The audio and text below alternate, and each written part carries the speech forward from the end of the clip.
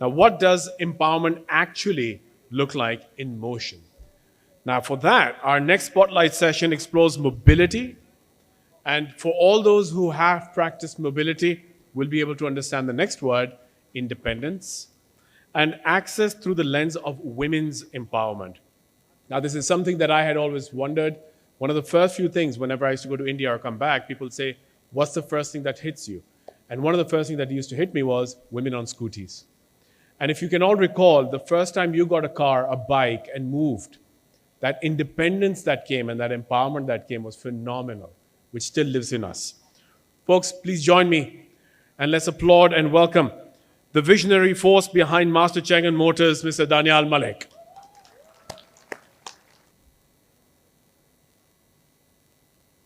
Assalamu alaikum, everyone. And thank you, Munteha. You know, they say before public speaking, close your eyes and take a few deep breaths.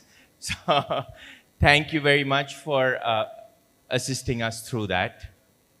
I'm Danial Malik, and I was invited here today to talk about, the topic I was given was women on wheels. That's the topic that I was given, and I thought about it. And what we thought about is that women are one of, how many of you feel included in the decision-making process of buying a car? Can I have a hands? Great. So most of you. Women are a very important part of the decision-making process of buying a car. And that's why I'm going to share with you a little bit about what I know about cars so you can make a more informed decision moving forward. So I'm here to represent the Master Group. We are a family business that was started 60 years ago with my grandfather.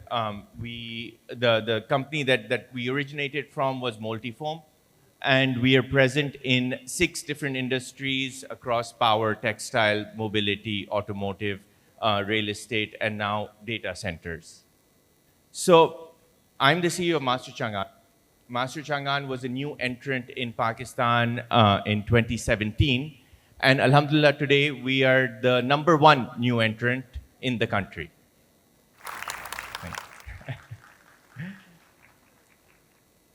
A few of our products. Since I'm here and I'm the CEO, I have to share what our products are. We have a range all the way from a van, pickup, sedan to now Pakistan's first range extended electric vehicle, which is the Deepal SO5. As far as Master Changan is concerned, in the last year, we increased our market share to 8.1% of the whole market. And alhamdulillah, we are #4 in the market, right behind Honda, with the target to be #3 this year.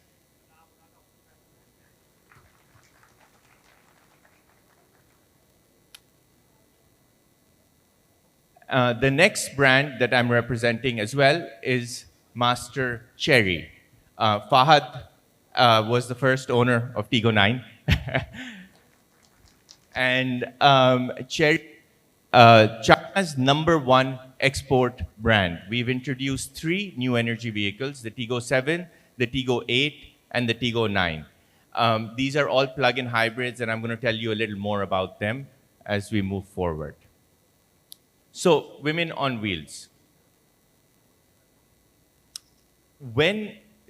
These are the different technologies that we have today in automobiles. We have your IC engine, is what people call it, is an internal combustion engine which runs purely on fuel.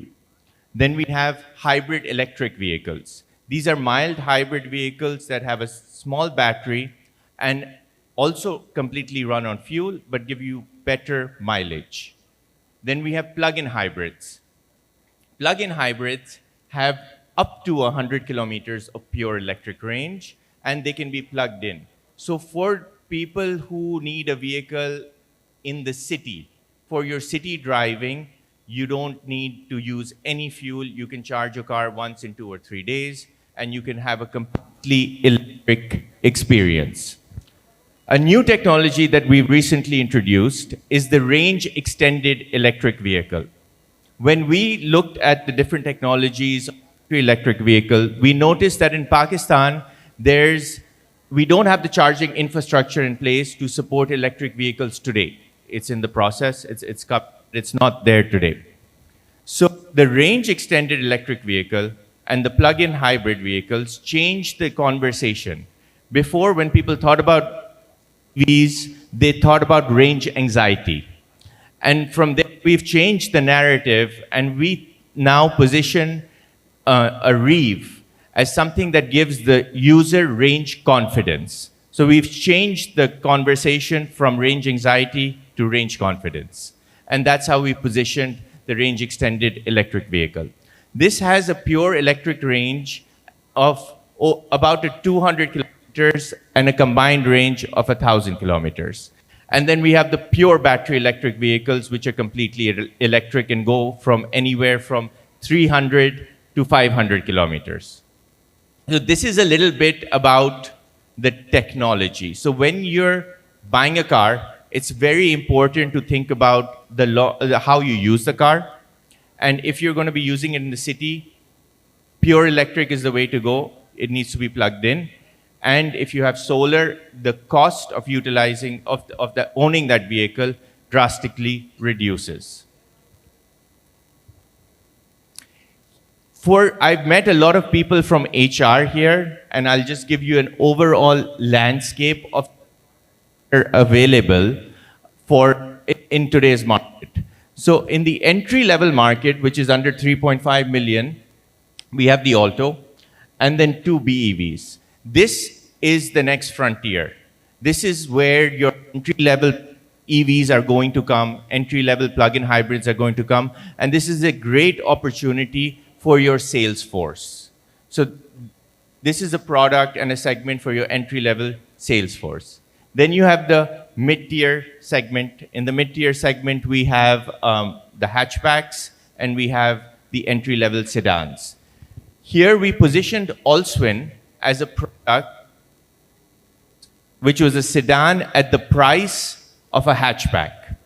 This really helped employee retention because people who could previously afford a hatchback could now buy a sedan.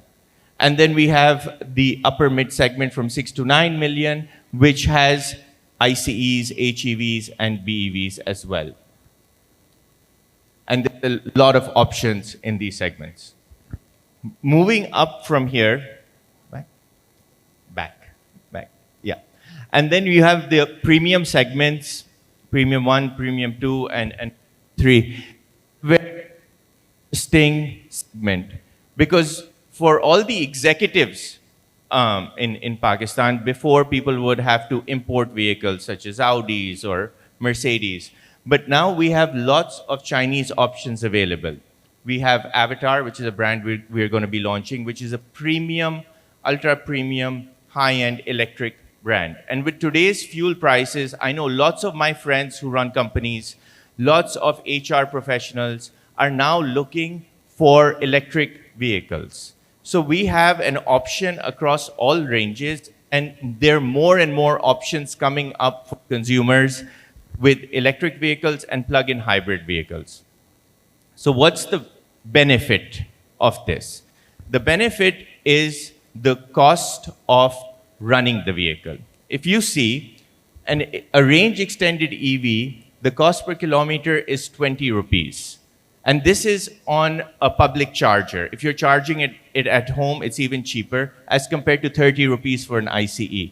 And if you go for a purely electric vehicle, it's 7.3 rupees. And with solar at home, it can be even cheaper than that. So this is a huge opportunity that because of the solar that we have in Pakistan, that we can capitalize on and bring electric mobility to the masses, including through all your companies, through all the cars you give in your corporate auto policies.